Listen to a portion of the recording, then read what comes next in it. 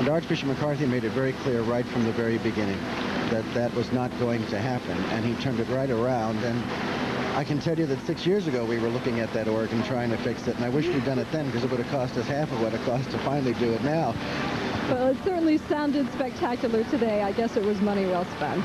Well, I think the organist at the Episcopal Cathedral here in Miami came and tested it out after it was finished, repaired, and he said, well, now we have 3 instruments in the city worthy of concert. So I guess it came out all right. Diane, is the Pope still within your viewpoint? Dwight, we are watching him on the monitor, and we no longer see him. I suspect he has made his way around the corner and may have stopped at the devotional chapel. The next place we'll go to is the courtyard with our television shot, and hope that we can pick up sight of him there. While we're waiting, Father, you mentioned the possibility of moving this cathedral, and we had a chance to talk to some of the neighbors around St. Mary's, and one of them said to me, you know, we don't make a lot of money. We don't have a lot of luxury in our life. And the idea of having a cathedral like this to look at every Sunday morning makes it that much more special to us. It's a beautiful thought. It's an interesting thing to know, Diane. Maybe you remember Father Sarah told you how many kids were in that school. I think it's over 600. Yes, it is, and they speak 17 different, well, they come from 17 different countries. Yeah. And one of the things that Father Sarah has worked at is there's no kid kept out of that school because of tuition. That's right. He goes around and puts the arm on his friends. I guess I'm one of them. And probably, you talk about spending $200,000 on the organ. I think in the last 5 years he's probably shaken loose $500,000 just because he is so profoundly committed to education in that parish. He is quite a special man and very well respected among his parishioners. Before the Pope got here, he came out just to say hello to everybody and went shaking hands and knew so many people by name. It was really quite impressive. This is a powerful day for him, for the Archbishop, for the whole Church of Miami. Diane, if you had to summarize the emotion, the feelings of those that you're looking at right now, how would you do so? Dwight, it's almost like they're stone silent. I think all of the excitement and anticipation has built up, and right now they are waiting to explode. I can assure you, as soon as they catch sight of Pope John Paul, you are going to hear a cheer even louder than what you heard inside. I couldn't help but think, after a year, or more than a year, of direct planning for this thing and all of the emotion that has built up in the Church of Miami, finally to have it come to fruition.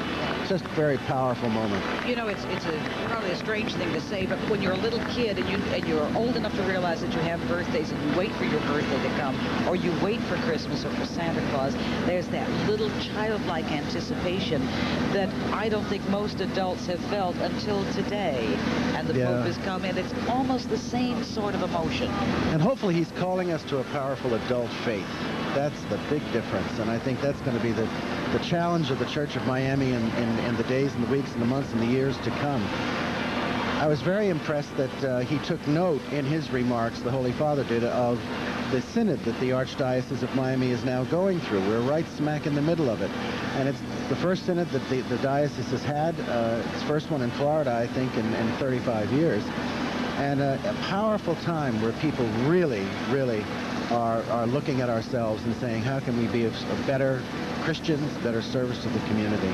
Father, do you recognize some of the people he just shook hands there with Bishop John Nevins, who was the former auxiliary bishop of Miami and is now the Bishop of Venice, Florida, on the West Coast. And of course, you can see the Archbishop there behind him. And the crowd includes some really impressive names as well. Cardinal Law is in there. We have the Cardinal Bernardine. Bernardine, yes. Who is from Archbishop of Chicago, I believe. Isn't that correct, Father? That's correct, yeah. And Archbishop O'Connor of New York is there. Quite a controversial figure himself.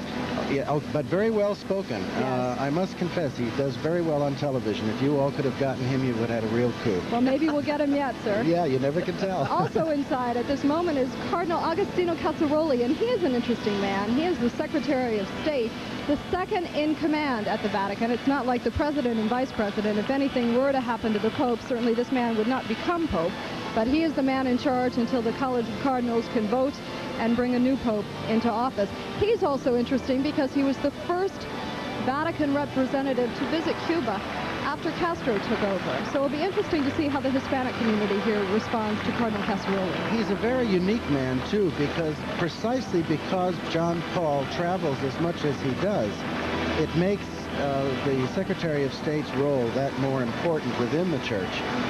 He's running the show on a day-to-day basis, together with the heads of the sacred congregations in Rome that have various responsibilities. How much of an advisor would he be to the Pope? Powerful advisor. He would be a powerful advisor.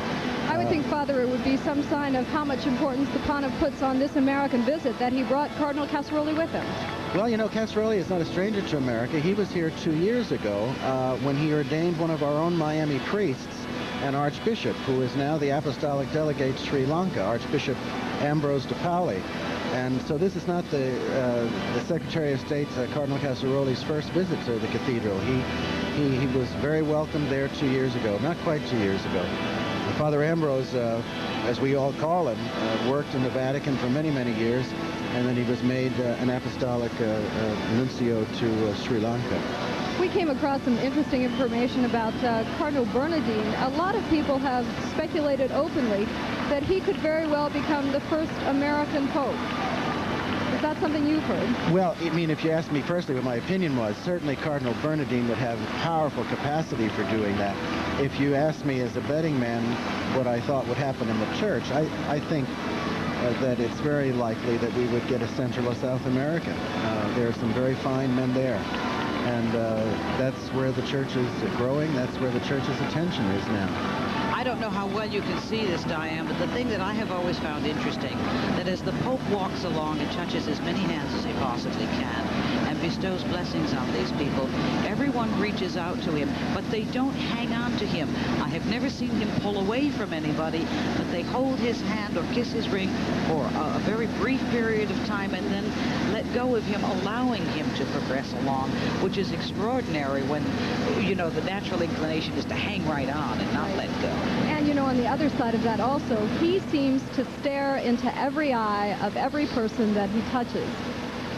I read a comment not too long ago, somebody saying that he has a very powerful personal magnetism and makes you feel like you're the only one there, however brief and fleeting that touch may be and that look may be.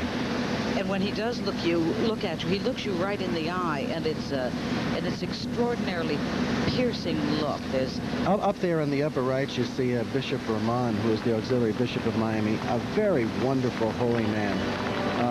Cuban refugee, ordained an auxiliary bishop here in Miami, powerful man. Diane, does it appear now that the Pope is now moving outside? I believe we can hear the applause. Yes, they know he's coming. I think he is making his way to the northern entrance. They haven't seen him yet. He's just going through the door. Here we go. This is the neighborhood. The flags are waving every place. I can tell you it has not been comfortable for these people. They have been standing out here for 3 and 4 hours in direct sunlight with no place to sit down, and I'm sure every one of them feels it's worth it. Can you see the Pope from where you are, Diane? I can't, and he's around the corner. This is the one spot we are not able to see him. We have to rely on our monitors. Well, he has his microphones, and I think is about to speak to this crowd that has waited so patiently in this terrible hot sun, but they just can't stop cheering him on right now. They waited a long time for this.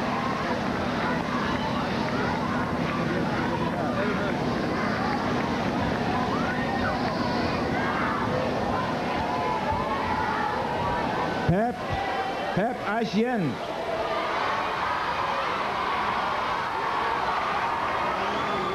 Ven Sarienu. Ven Remin Nuanpil. Ven Konen Yang Nap Sufri Anba Tut Karite Tetre.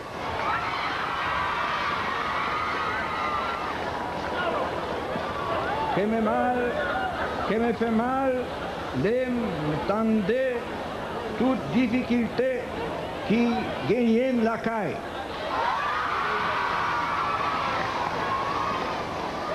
Mais malgré tout, nous gagnons la veva nan bon Dieu qui renne nous.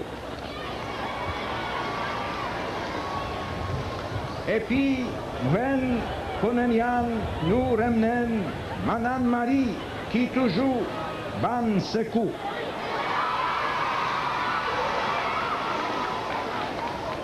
Puteți sa gen espa toujours, punec ac neges daiti Toma.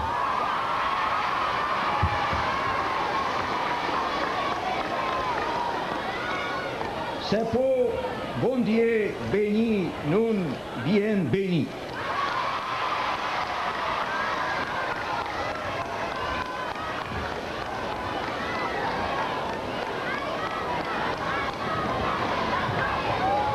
Muchas gracias a todos.